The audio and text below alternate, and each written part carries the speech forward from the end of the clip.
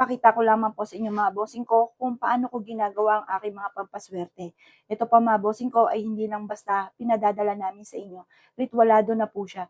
Ito po mga bossing ko ay binababad ko sa mga ganitong mga sangkap. Ito po ay may ugat na gumagalaw na nagtatawag ng swerte at nagtataboy ng malas. Meron din po siya na berdeng bigas na sumisimbolo ng kasaganahan. Ganon din po ang dahon ng laurel for the victory swerte ng ipagkaloob sa inyo. At ang bulaklak na ito ay nagtatawag ng maraming pera at maraming swerte.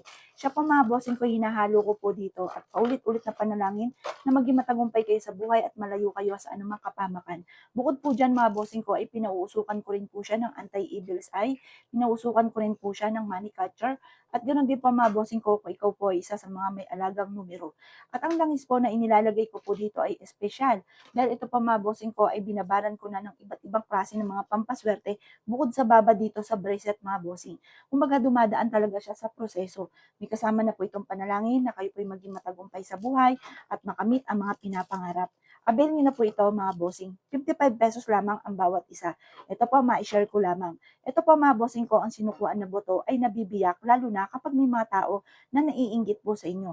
Ito po mga bossing ko ay nawawala ang biyak sa umaga. Pero pag maraming naiinggit sa inyo, hindi na po nawawala yung biyak po niya. 55 pesos lamang po ito. Kapag po ganun ang nangyari, hintayin niyo po siya na matigil na po yung pagbibiyak. Ibig sabihin na nahigop na nun ang negative energy sa inyong katawan. Pagkatapos mga bossing, itapon nyo ito sa malayo at magsuot ka muli ng panibago. Mura lamang po ito, 55 pesos lamang. Avail nyo na po ito mga bossing.